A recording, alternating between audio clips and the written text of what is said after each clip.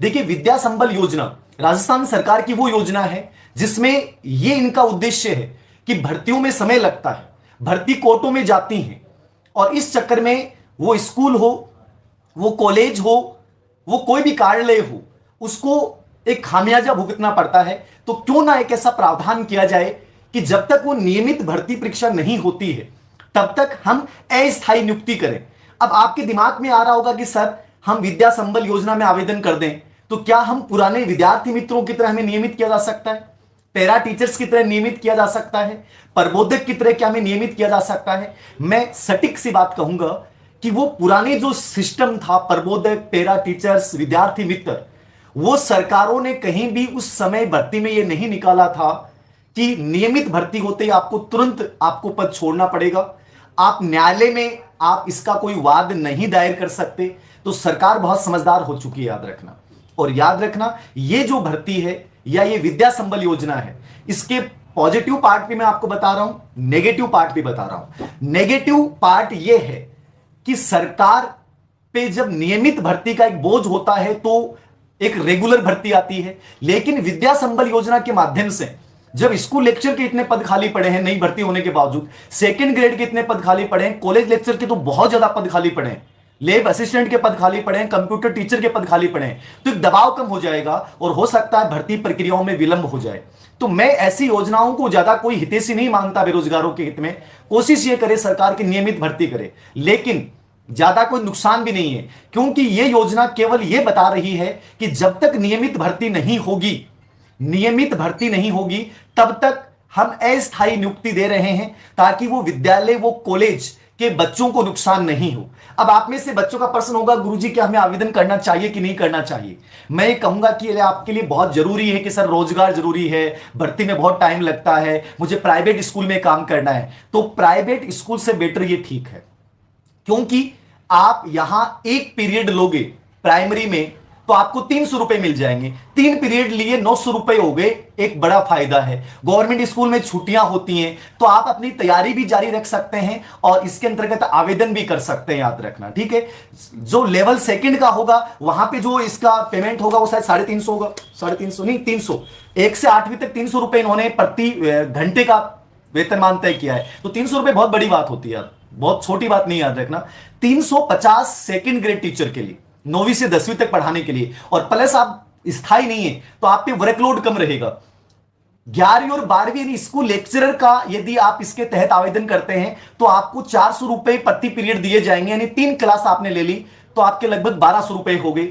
अनुदेशक, lab assistant, computer operator के यदि आप स्कूल ज्वाइन करते हैं तो आपको दोनों को 300 रुपए दिए जाएंगे। तो 300 रुपए आपने 3 घंटे काम किया तो 900 रुपए हो गए, 4 घंटे किया तो 1200 रुपए हो गए। लेकिन मैंने कहा छोटा लालच है, यदि आपका लक्ष्य रीट को क्रैक करना है, यदि आपका लक्ष्य स्कूल व्याख्याता भर्ती को क्रैक करना है, यदि आपका लक्ष्य कॉलेज लेक्चर असिस्टेंट प्रोफेसर भर्ती परीक्षा में रैंक के साथ सिलेक्शन लेना है, तो आपको इन छोटे प्रलोभनों से प्रभावित नहीं होना चाहिए। लेकिन आपकी जरूरत है कि सर मैं किसी प्राइवेट स्कूल में खर्चा निकाल रहा हूं, उससे बेहतर है कि गवर्नमेंट की योजना में आए, क्योंकि जब आगे कोई भी भर्ती परीक्षा होती है तो आपको थोड़ा सा फायदा यह मिलता है कि आपने गवर्नमेंट की किसी योजना में काम किया है, तो आपका थोड़ा सा एक्सपीरियंस का इंटरव्यू में फायदा मिलता है। तो मैं आपको यह कहूंगा कि विद्या संबल योजना में यदि आपकी जरूरत है तो आप इसमें आवेदन कर सकते हैं। मैं कोई बहुत ज्यादा इसको अच्छा नहीं मानता, क्योंकि नियमित भर्ती परीक्षा इससे देरी से होती है। होना यह चाहिए कि गवर्नमेंट ने रीट की भर्ती निकाल रखी है, इसको समय पे पूरा करवाए।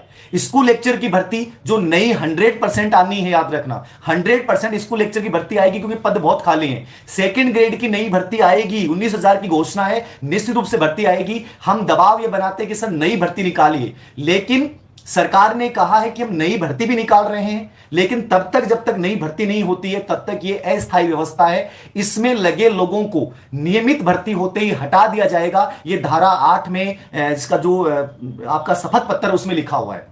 और आप किसी भी न्यायालय में यह वाद दायर नहीं कर सकते कि सर मैंने इंटरव्यू देके मैं गवर्नमेंट स्कूल में लगा था, मेरे को हटा कैसे दिया गया। आपको उसकी कोई सुनवाई नहीं होगी। यानी विद्यार्थी मित्र, अनुदेशक, पैरा टीचर्स की तरह आपको इस भर्ती के माध्यम से स्थायी नहीं किया जाएगा। यह बात अपने दिमाग में रख लेना। केवल एक अल्पकालिक व्यवस्था है विद्या संबल योजना, ठीक है।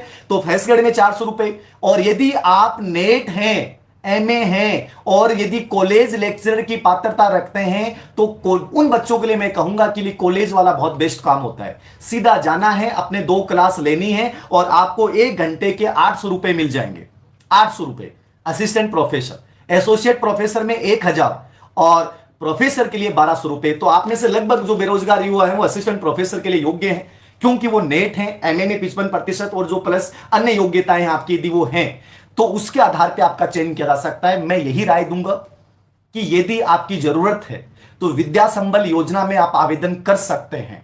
क्या कर सकते हैं? आवेदन कर सकते हैं, चाहे वो बीएड वाला है चाहे वो बीएसटीसी वाला है। ठीक है, ये अल्पकालिक व्यवस्था है, इसको स्थायी मत मान लेना कि आप ये सोच लें कि मैं इसमें नौकरी करूंगा मुझे भविष्य में स्थायी कर दिया जाएगा। कदापि स्थायी नहीं किया जाएगा, इस चीज को याद रख लेना। लेकिन पार्ट टाइम एक प्रकार से ये एक आर्थिक बेरोजगारी को दूर करने का थोड़ा सा अल्पकालिक सहायता है। स्केप होल्डिंग है, वाइगोत्स्की ने जो स्केप होल्डिंग दिया ना वो एक सांकेतिक सहायता, तो ये सांकेतिक सहायता दी है वर्तमान सरकार ने कि हम भर्तियों में थोड़ी देरी कर सकते हैं, तब तक ये लीजिए विद्या संबल योजना। ठीक है, और जो बच्चे को जरूरत है वो बच्चा इसमें करे।